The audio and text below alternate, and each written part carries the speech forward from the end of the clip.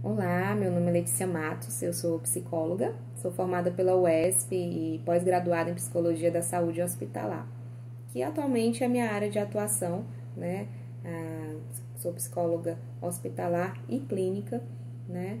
Sou membro do Corpo Freudiano Seção Teresina também, e hoje estou aqui para falar um pouquinho para vocês sobre as neuroses, né? Para começar, eu acho que é interessante a gente lembrar que esse termo neurose ele não foi criado pelo Freud, né?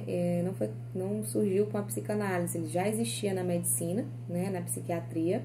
É um termo que foi criado para designar, né? Agrupar as doenças relacionadas a problemas neurológicos, né? Então, distúrbios de atenção, distúrbio motor, né? Distúrbios de fala, de consciência, dentre outros. E inclusive quadros que posteriormente vamos chamar, né, de loucura, né, os quadros associados às psicoses. O Freud ele vai se apropriar desse termo neurose, né, a fim de organizar um paradigma, né, de como elas são criadas, são constituídas no sujeito. Então, como começam, né? De onde vêm as neuroses? Elas vão surgir a partir, a base, digamos assim, o núcleo das neuroses seria o complexo de Édipo, né? Então, essa conjuntura traumática ali, comum e inevitável, pela qual toda criança passa, né? E aí é até interessante a gente falar também do que é o trauma. O que é o trauma para a psicanálise? Para a psicanálise seria uma experiência que extrapola a capacidade psíquica do sujeito naquele momento, né? Então, o que vai ser um evento traumático para uma pessoa não necessariamente vai ser para o outro, né? Então, vai variar. E aí, na infância vai estar entrando várias questões, né?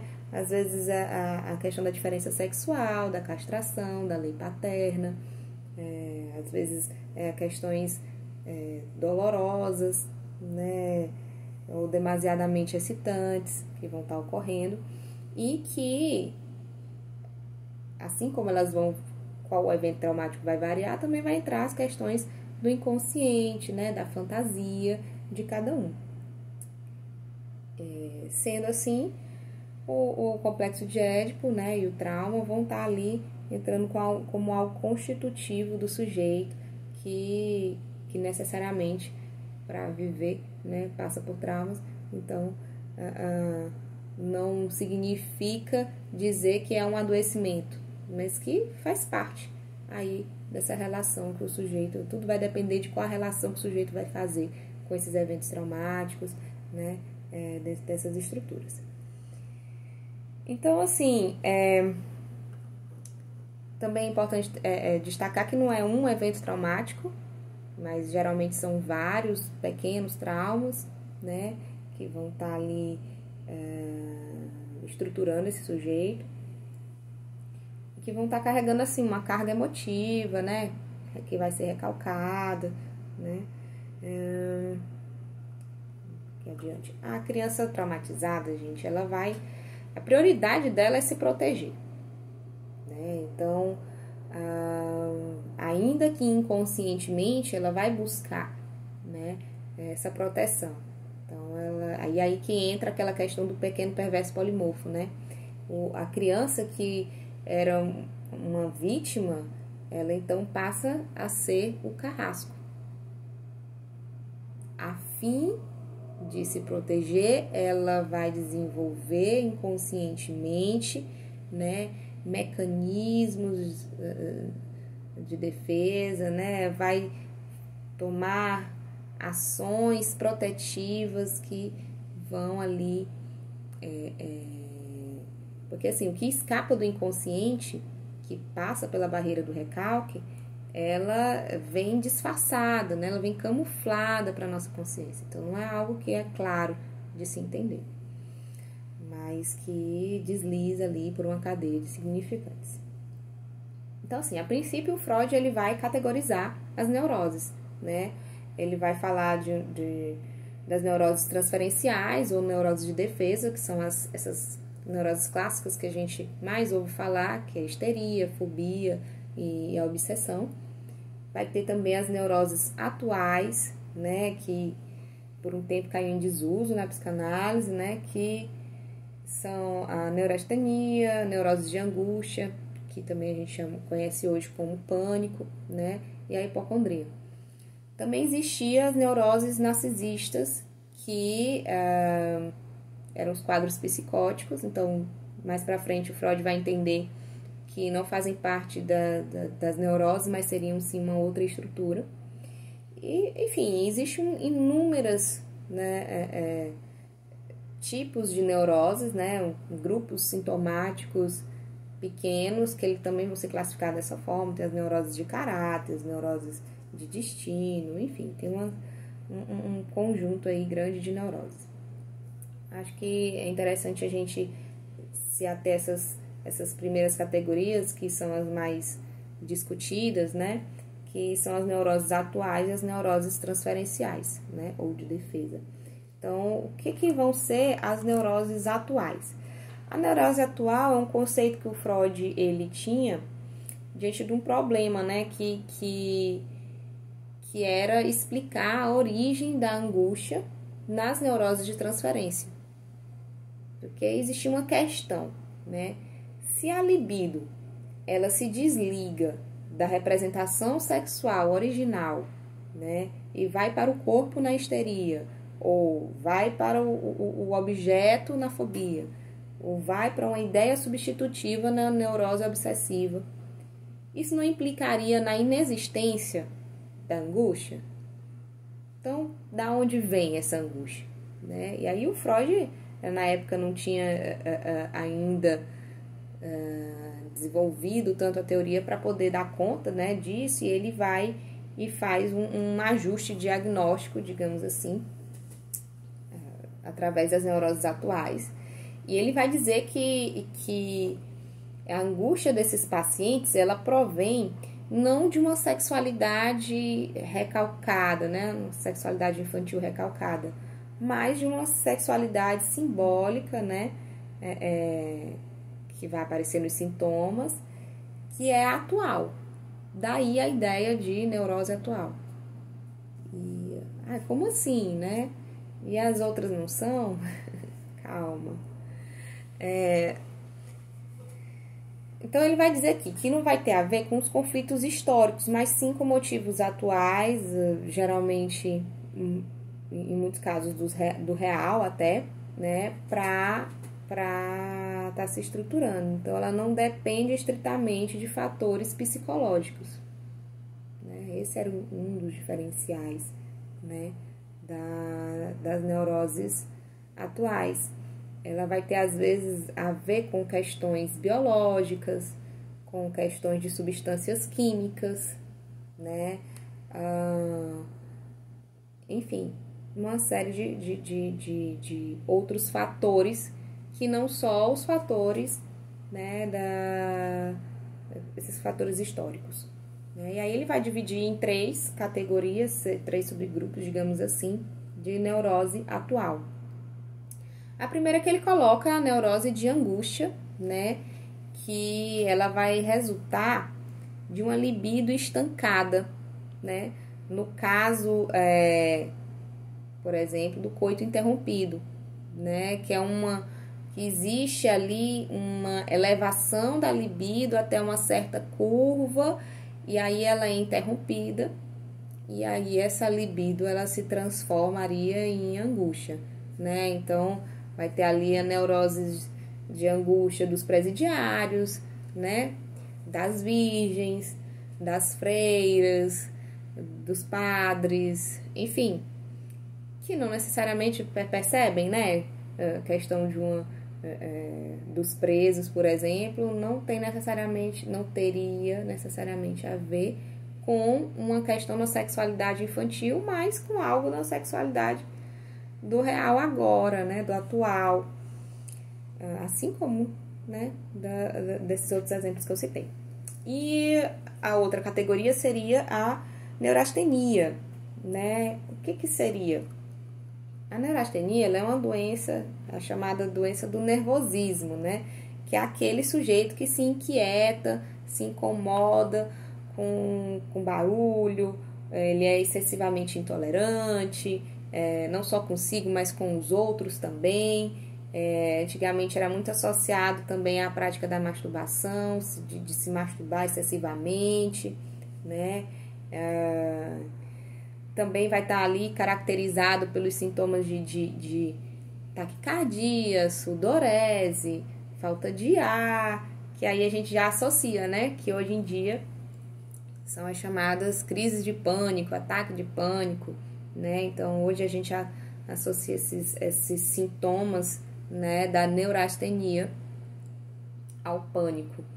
E a terceira categoria das neuroses atuais é a hipocondria, né, que é aquela convicção que o sujeito tem de que tem algo de errado com ele, com a saúde dele, aliás, de que ele está doente e os médicos investigam, não conseguem achar a causa, mas ele tem essa certeza, então ele envolve todo um gasto, envolve uma série de pessoas, é bem dispendioso, essa investigação, essa angústia, ele movimenta uma série de recursos, né, para tentar investigar aquilo, e assim, não quer dizer que é um sujeito que está mentindo, que está falseando, mas ele realmente está experienciando aquilo, né? Ele realmente está vivenciando, tem convicção do que está ocorrendo aquilo, né? Então está associado ali com uma dificuldade, né, a entrada da libido na fantasia, né? Então seriam essas três categorias das neuroses atuais, que mais adiante, né, a gente poderia associar cada uma dessas a outras estruturas, né? Por exemplo, a neurastenia, que é a questão do pânico, hoje é muito associada à questão da neurose obsessiva, né? Essa questão do controle tem muito a ver. Da mesma forma, a questão da neurose de angústia, muito associada à histeria, né?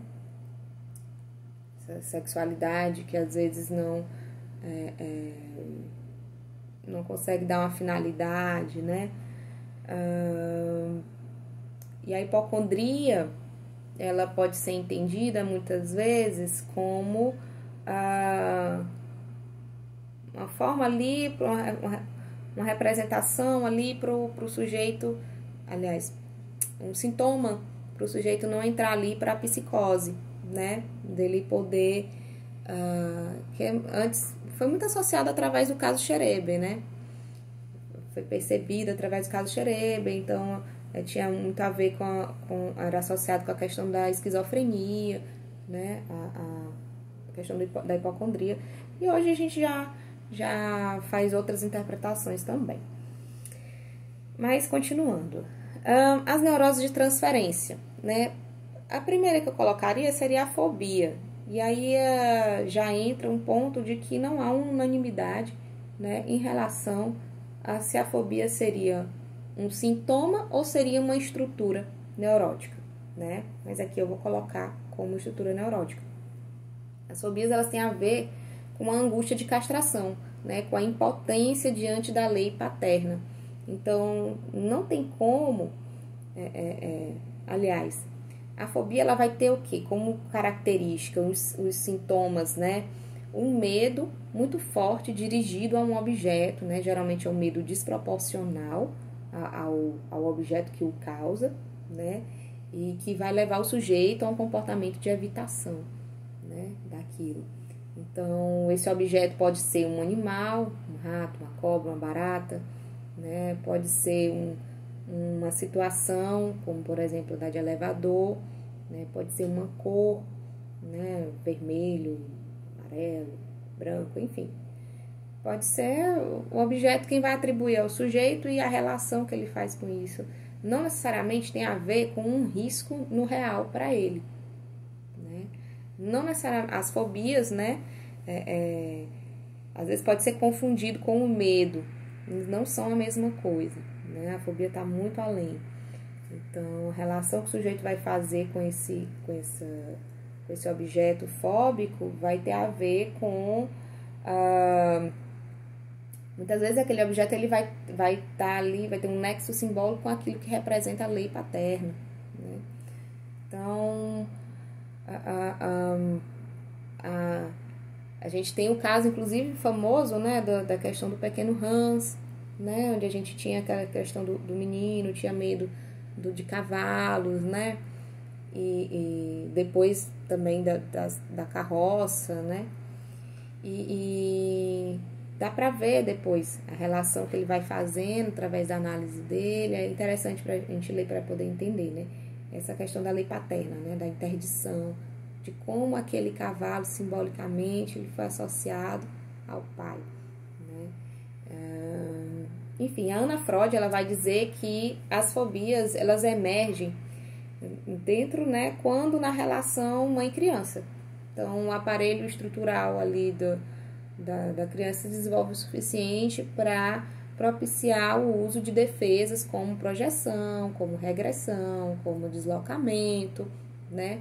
Então, o que a gente observa na clínica, quando atendendo o sujeito fóbico, é que geralmente no passado houve uma relação simbiótica com a mãe, com a qual, né, houve um prejuízo na resolução das etapas da fase evolutiva ali de separação e individuação, né? Então, na clínica a gente vê, ele vai trazer esse discurso, persiste ainda nesse vínculo, ainda muito colado, geralmente, nessa mãe. Existe uma permanente simbolização e deslocamento da ansiedade que vai estar constituindo essa cadeia de significantes. Às vezes vai estar deslocando por exemplo, o caso do pequeno Hans, a princípio era só medo de cavalos, depois ele passa a ter medo também de cavalos com carroça, né? Então, às vezes, muitas vezes a fobia ela vai aparecer nessa fase da infância, né? Transitoriamente, mas não necessariamente apenas na infância. Então, o adulto, hoje a gente tem as agorafobias, né? Vai tendo uma série de entraves para a própria rotina do sujeito, né? Então, por um outro lado, também vai ter a ver com o trauma de abandono, né? Então, e esse abandono independe se ele ocorreu no real ou não, né? Mas como o sujeito percebeu, vivenciou aquilo, e aí o desejo defensivo dessa criança se inflama no sentido de guardar o outro dentro de si, né? Para imobilizá-lo, para proteger-se de um novo abandono, né? Então, vai ter esse desejo recalcado aí de devoração, né? Uma fantasia ali de tentar impedir que o outro o deixe, né? Através desses sintomas fóbicos. Então, o conflito seria ali entre essa questão, né? Devorar o sujeito e ao mesmo tempo querer cuidar dele, querer ele para si. Já no caso da fobia, aliás, no caso da histeria, né, o evento traumático ele vai ter a ver com uma sobreexcitação sexual. Então, no caso da histeria, não existe um padrão, né, de sintomas, uma especificidade, uma tipicidade assim, perfeitinha de sinais para a gente identificar a histérica. Mas tem algumas questões gerais que são comuns, claro, nessa estrutura, mas é bem variada, né? A questão dos sintomas, da etiologia é bem variada mesmo.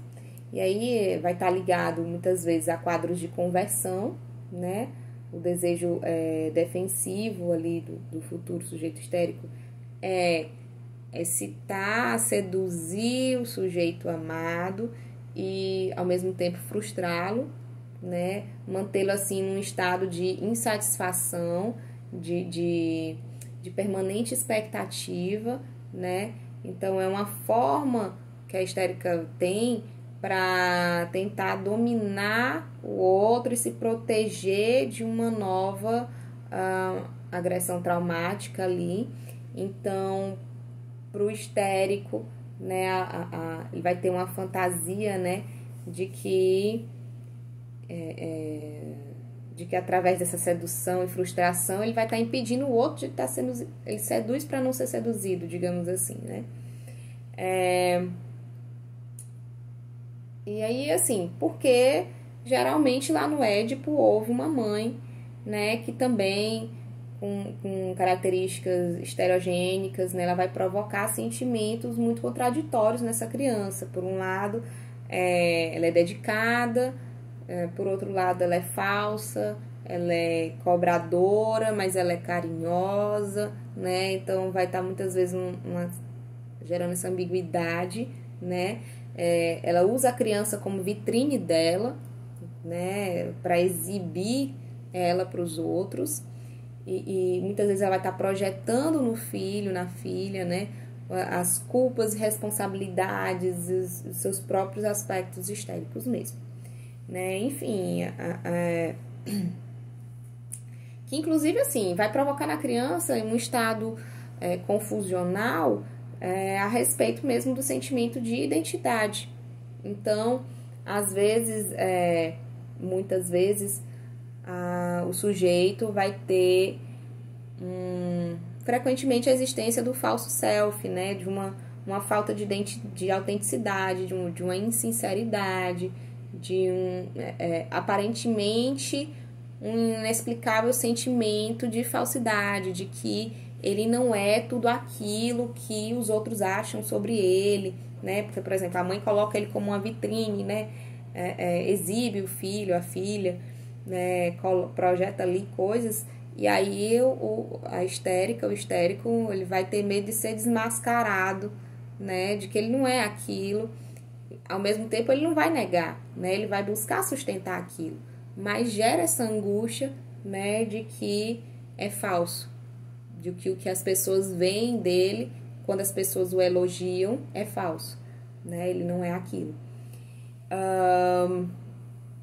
Aí tem, claro, também a questão do pai, que é simultaneamente sedutor e frustrador, né? Ele também está nessa mesma ordem, na visão do histérico, não necessariamente o pai real seja assim. Então, o histérico, ele vai gozar na falta, né? Assim, porque ele seduz e frustra, né? Então, ele fica ali num eterno lugar de vítima, né? Eternamente se queixando, que as coisas nunca dão certo, que eu nunca consigo, por que eu sempre escolho a pessoa errada, que eu nunca vou conseguir alcançar tal coisa na vida, né? Então, assim, porque o conflito é justamente esse lugar de frustração, né?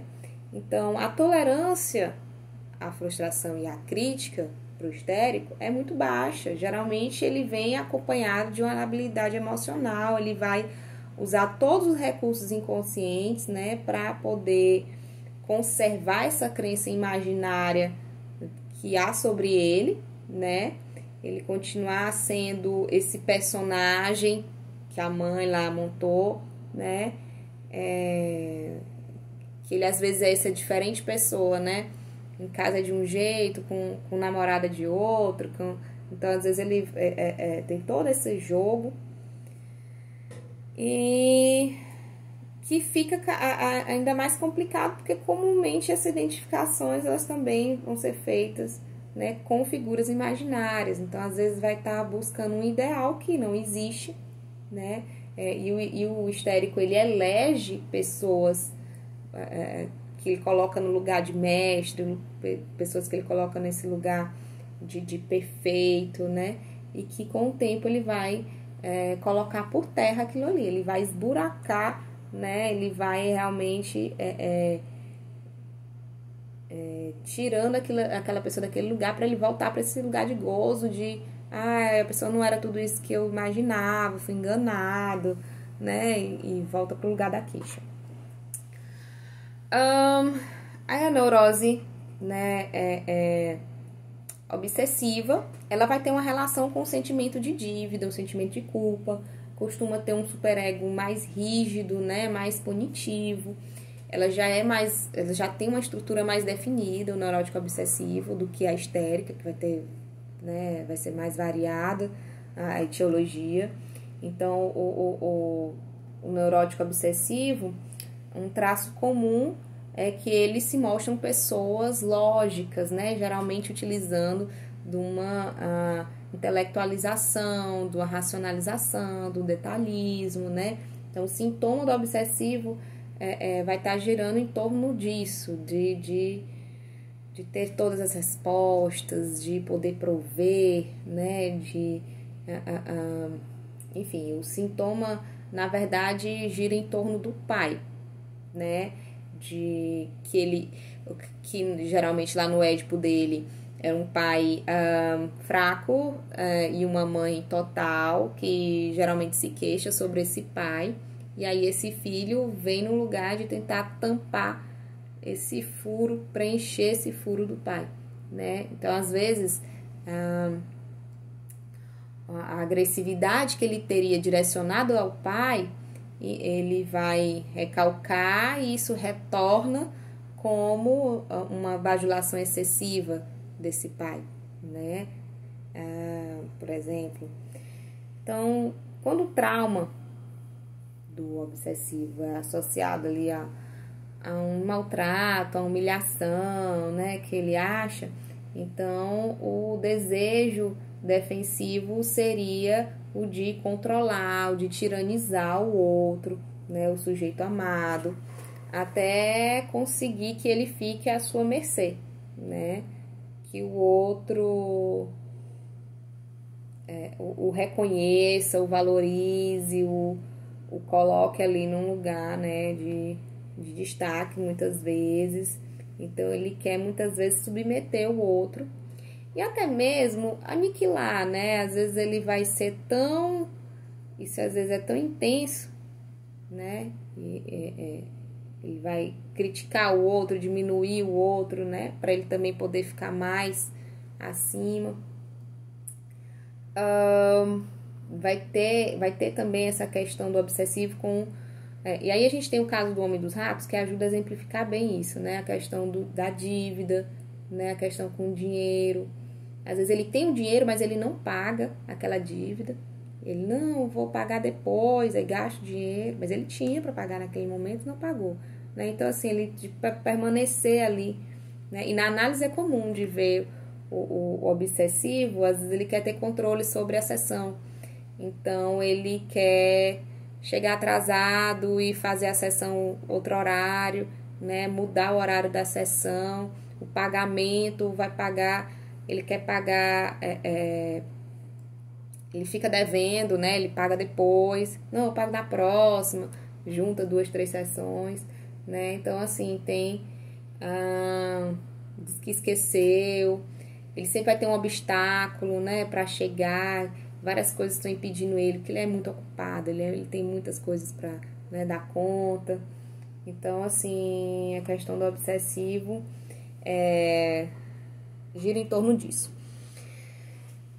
Para resumir, então o sujeito fóbico, ele vai ter uma imagem pré-concebida sobre ele mesmo, né, uma imagem negativa de si, de ser um sujeito frágil, um sujeito vulnerável, né? Então ele se angustia à menor ameaça de abandono, né? De desamparo. Então ele vai estar em busca ali desse amor protetor, né? E dentro da análise, o que a gente vai estar trabalhando o quê? Ajudar ele a perceber que ele não é tão frágil assim, que ele não é tão vulnerável assim, e que ele consegue viver também sozinho, né? A histeria, né? O sujeito histérico, ele vai ter essa imagem de ser insatisfeito, de ser malquisto, né? Ele se angustia no menor sinal de traição, né? Então, ele vai estar extremamente ligado à questão da sexualidade, à questão do feminino. Ele vai estar se questionando, né? O que é ser homem, o que é ser mulher. Eu sou criança, eu sou adulto, né? Eu sou heterossexual, sou homossexual, muitas vezes vai estar essa questão da sexualidade envolta ali.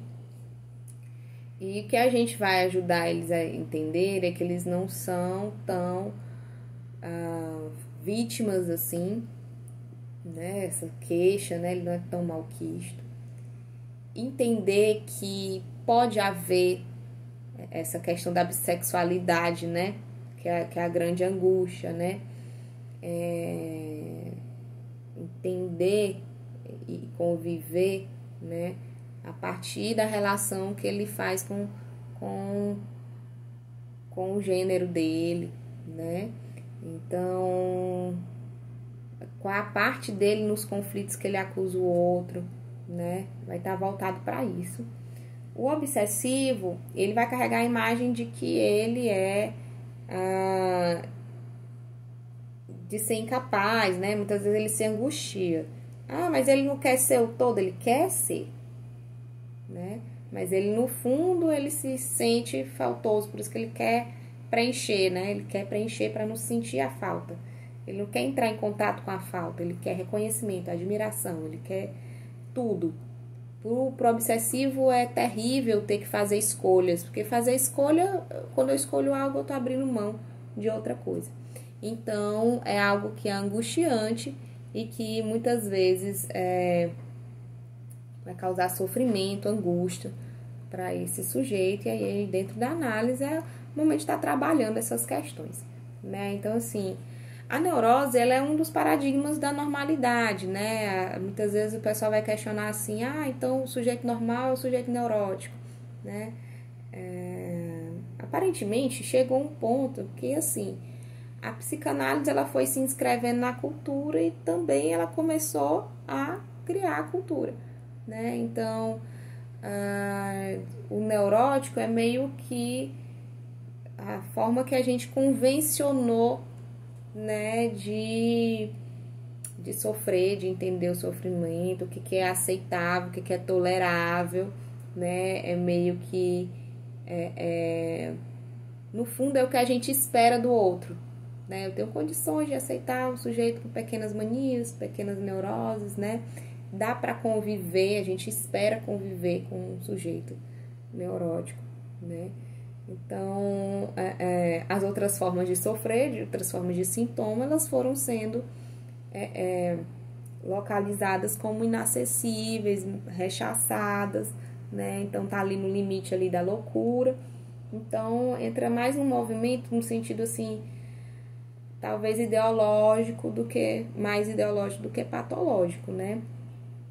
Mas é visto, claro que aí a gente já entra para uma outra discussão, mas é o que a gente entende hoje dentro dos paradigmas de normalidade, seria o sujeito neurótico, é o que se busca, né? Que é o que a gente trabalha ali na análise. Enfim, eu acho que era isso, né? Espero ter ajudado aí a clarificar algumas questões e levantado outras para fomentar os estudos aí de vocês. Eu vou ficando por aqui.